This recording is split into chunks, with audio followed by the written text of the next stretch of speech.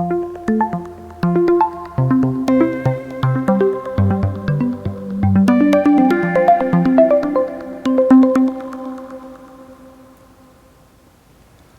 today's show, I explain how I figure out the meaning of symbols.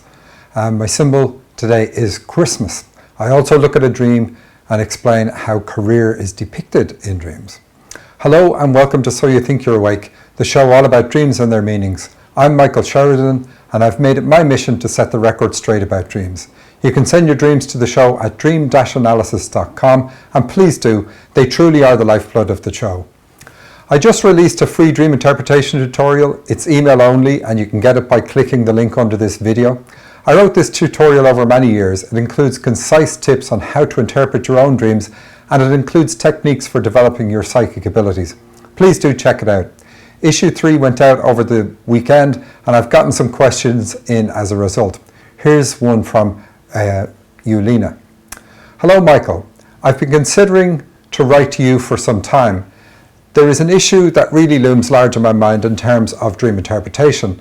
I do work on dreams, not only mine, but also others, and all the time I was told that each symbol can mean a different thing. However, your approach is completely different. I would love to ask on what basis you make such a straight connection between symbols and their meanings. I'm asking that because I use your books and I watch your videos and I still feel that I do not fully understand this issue. Could you please light up my mind? Well, I hope so. I'm assuming that your question is about how one symbol can mean a different thing for two dreamers. It's true that any one person can ascribe a particular meaning to a particular symbol, but this only happens because they have a personal association with the symbol, either by direct experience, such as having lived in a location they dream about, or through some other influencing factor, but they would be consciously aware of this influencing factor. When interpreting their dreams, you can easily ask them if the symbol means anything to them. If it does, you take that. If not, you go with the universal meaning or archetype. And that is the meaning that holds 90% of the time. When I look at a dream, I see if all the symbols fit in with the subject matter.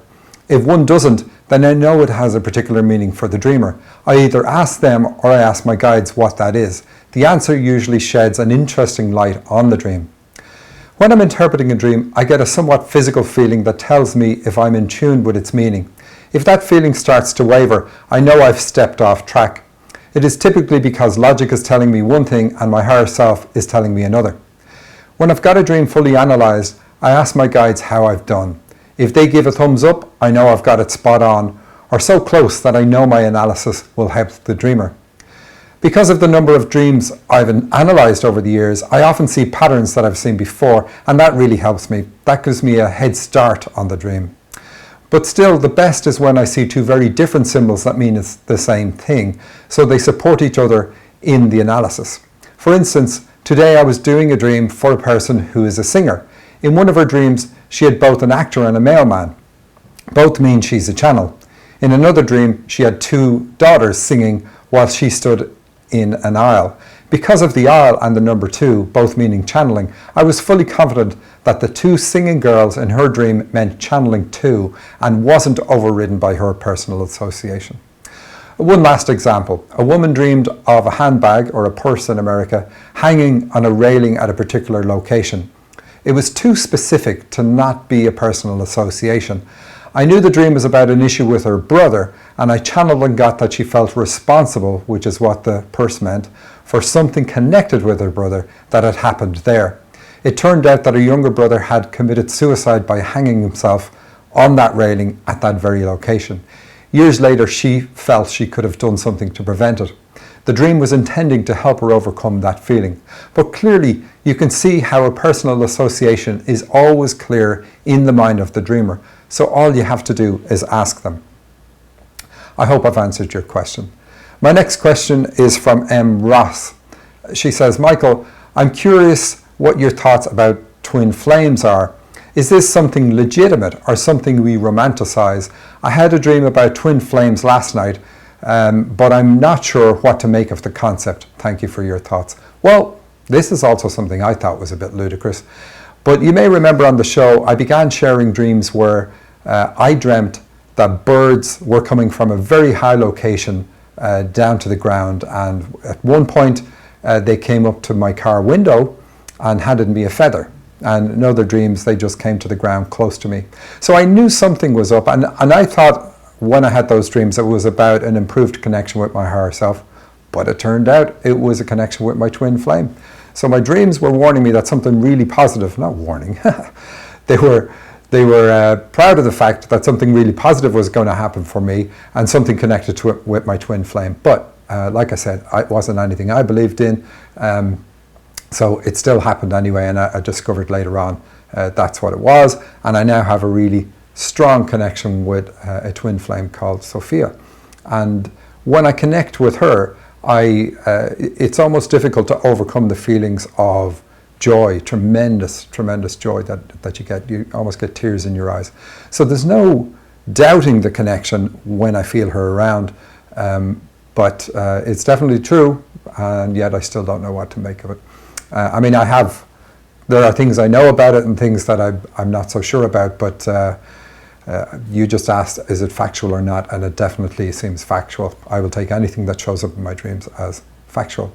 So I said the symbol today I was going to do was Christmas, so let's have a look at that.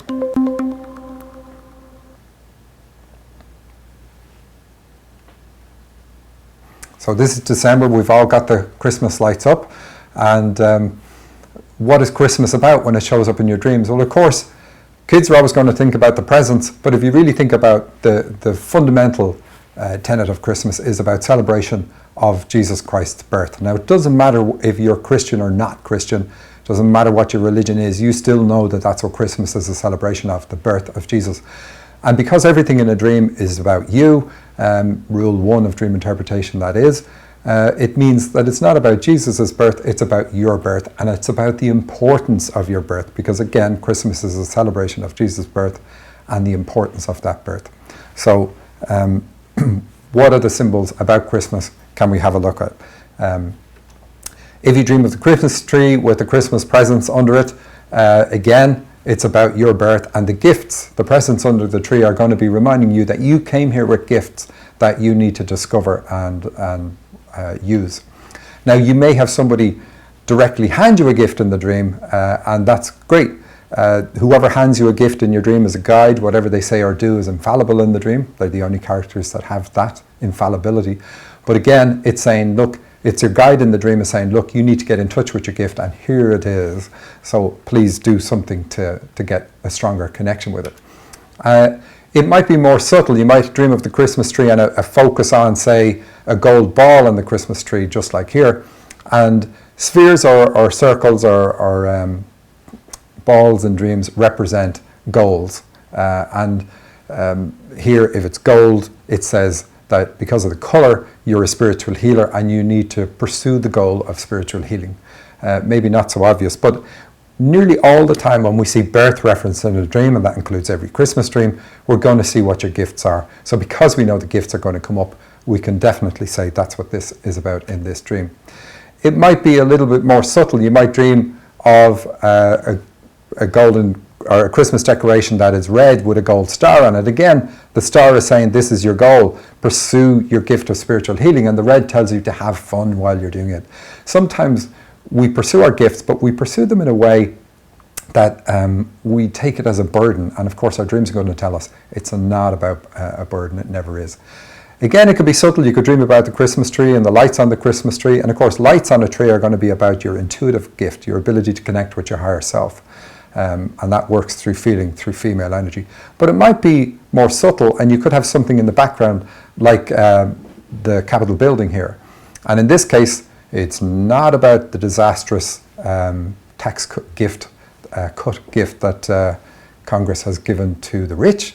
It's about your ability to be a spiritual leader, and unlike a leader in the physical world, it works through an open and compassionate heart, through listening to the people that you're going to work with and helping them by completely giving of yourself, not holding anything back. So again, you look for what's around the Christmas tree. You could have a dream where you're attached to the Christmas lights. And now again, the lights are going to be about your intuitive gifts, saying that you've got that. And if they're around your feet like they are here, it means that you're to use your intuition in order to work out how to go forward on your path. Now remember, we had a dream some time ago where the power cord of the lights was actually stuck into the dreamer's body, and in that case it's about spiritual healing again. It's saying that the dreamer is connected with a power source, and they're to use that. That's their gift that they need to use to achieve their life purpose. And then lastly, we have Santa. Can't leave Santa out. Well, the big thing about Santa, just like the socks in the last one, is the colours red and white. They are an incredibly positive colour combination in a dream, and they give you permission to enjoy life. So this can come after something really, really heavy in your life. If you dream of red and white, I guarantee you're not going to wake up depressed. So if you had a depression, red and white is going to lift it. So again, it's about giving yourself the permission to enjoy life, have hope and confidence, which is really what the two colours are about: joy, hope and confidence going forward in your life. So that's it for our symbols, and let's have a look at a dream.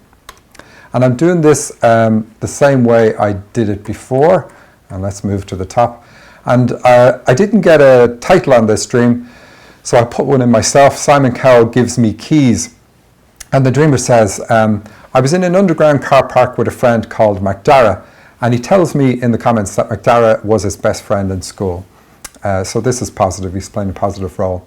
But underground in a car parks are about a choice of roles or attitudes, and we're going to find out what that's about here in a second. So the dreamer has a choice of roles or attitudes, but it's underground, so they don't really see what their full range is, what really they can pick. And that's because it's underground. The car park belonged to a commercial business, so now we know it's connected to the person's business. So in terms of their current commercial enterprise, they have a choice of things that they can do, even though it's not clear to them right now. There were ample gaps between spaces with lots of areas where they could have had more car parking spots, but it was just empty space. So it's saying, look, you've got lots of space here. You might be thinking that you just have one thing that you can do, but because you can park this car anywhere, the whole car park is yours, so to speak, you've got a whole choice, a plethora of ways that you can use to achieve your career goal. All this space around you. Anyway, myself and McDara had parked our cars in two spaces side by side that had yellow markings on the ground. Our cars were top of the range sporty Corvettes. Both cars were turbocharged, and I could see the silver turbocharging system protruding through the gleaming bonnets. One of the cars was metallic white and the other was metallic blue. So again, white and blue, the next best positive combination to see. So again, it's lifting you up. It's about improving your attitude towards your commercial venture. The sporty Corvettes means that this is really going to take off. This business is going to take off in a way that you don't perceive. It also tells us that the dreamer is a spiritual healer, but really the focus here is the power behind this business. And the lots of twos that we see tell us that the dreamer is a channel. So he's been reminded, connect with your guides, listen to your guides, because they're heavily involved in getting this across the line for you. Dreamer says, I was a little concerned that we did not have consent to park our cars there. With that, two men entered the car park through a distant door on the left-hand side. They were strolling side by side together as they moved diagonally across the car park. That's hilarious. We're getting messages from AMC Theatres live on the show. Said they entered, they're strolling side by side, chatting together as they moved along. So all this reference to side by side, it means, okay, somebody that you don't see. So your friend that you haven't seen since childhood, who was your best friend in high school, somebody's working with you, and you're just not aware of that. But somebody is with you side by side. That's really what it is. And of course, somebody is your guides. They are strolling side by side, chatting together as they moved diagonally across the car park. As they got closer to us, I could see that one of the men was Simon Cowell from the X Factor. So this is really good. We have the X Factor in Europe and in America, so everybody knows what it is. But the X Factor when it comes to business is that unique thing that your business has that people are looking for. So this is really saying, look, this is going to take off. And of course, that's what Simon Cowell's role on the X Factor is to find people who are just going to rock it off. When he was close to where we were standing, I asked him if we could have consent to park our cars in his car park. He was very warm and encouraging. He handed me 2 laminated certificates which gave us consent to park our cars there. So again, you have the permission. You're thinking you don't, that. So the thinking is, I'm probably not doing it right. I'm positioning this the wrong way. Again, remember where I want to put the car in the car park here. And this is saying, no, look, you can do anything you want. He then handed me 2 solid gold keys. Again, the 2s again, 2 certificates, 2 keys. It's all about the channeling. And the solid gold keys on solid gold key rings is saying, look, you've got the key. Your guides are handing you the keys for this really to take off. They both had a solid gold condor binding a bird in flight on them. So birds taking off and a bird in flight is about a goal taking off, and just like an airplane taking off. And a condor is a gigantic bird, and a condor in fact was the biggest bird in prehistoric times. I don't know if they still are. So this is saying, this just emphasizes again the size of the enterprise that you are currently working on. When this takes off, or it has, it's just going to be gigantic for you. Everybody's going to know about this business. So the condor, that's good. And then they both had, I took the keys and examined them closely. He told me I was welcome to make whatever use I desired of the car park and the keys and certificates. He also told me that his team would look after me. I then placed the 2 certificates on the bonnet of our cars. Then I noticed that McDara had driven off in his car. That's okay, you're still getting the help. I drove the other car to the entrance of the car park, and the bonnets are about following your heart, and the silver turbocharged things that you mentioned earlier are about, again, strong intuitive connection. Listen to your feelings. There was an office to my left with large glass windows, and we have the intuitive connection coming up there with the large glass windows and white metal framed doors. There were several men inside who were members of Simon Cowell's X Factor team. These are your guides. They were all wearing official uniforms. It's your guides and your own team. I pulled the car in beside the office doors. I noticed that I had driven there at high speed and had pulled in just 6 inches away from the door and windows of the office. I thought I was cutting that a bit fine. So cutting it a bit fine is a reference to the fact that you've sunk every penny you have into this business, and while it's returned some dividends, it's really, you're close to the line. It's make or break for you. And so this is saying, look, your guides are well aware of this, but this is still going to take off. I thought it was cutting a bit fine. Okay. One of the men inside picks up a clipboard and came out to me. He was very friendly and spoke in a hugely encouraging way. He knew I needed help and told me that they had arranged accommodation for me at a nearby hotel that they owned. So the hotel is saying, you came here to do this. That's what hotels are about, reception at birth. So you came here to make a ton of money because you're going to use that money for something else. He told me to turn right at the exit and the hotel would be immediately in front of me. I didn't need any credentials because they had arranged for the hotel to be expecting me. So again, it's about your birth. And don't be thinking about, oh, I need credentials because I'm up against the big boys or whatever it happens to be. That's not applicable to you. Everything is being arranged for you. I showed him the golden keys. I still had both of them. So again, you've got the keys in your hand. I hadn't given one of them to McDara. He admired the keys and assured me that everything was in hand. Okay, so really, really good dream. Your guide's telling you, look, this is going to take off for you. Now, I have 2 other dreams lined up, and I'm not going to do them because we are a little bit out of time here. So I'm just going to move on and say that's it for this week. I hope you enjoyed it. If you like this video, please hit the like button on YouTube, and of course subscribe to my channel. As always, remember to send your dreams to the show. I need them. Email them to radioshow@dream-analysis.com or submit them on my website. If I don't get dreams, I don't have material for a show. Now, you wouldn't want to be responsible for me going off the air, would you? That's right, I didn't think so. radioshow@dream-analysis.com is where you send them. Thank you. Details about upcoming courses and events are always on my website, dream-analysis.com. So please do check it out. My next online course starts on January 6th. Please don't think that reading my book or watching this show is equivalent to doing my course, because it's not. By the end of my course, you will know what your life purpose is. You will know what your gifts are and how to use them. You will know what is blocking you on your path right now, and you will have started to eliminate those blocks. You can't get that from this show or my book, amazing and all as they are. Find links to the course under this video on YouTube, plus details about how Heidi and Asher Picture here also worked with you during the course. Setting the record straight on dream interpretation, I'm Michael Sheridan. Until next week, I will leave you with this quote. Physical world success that is not in alignment with your life purpose is a waste of your time and effort. it would be better to not have lived those days. Thank you for watching.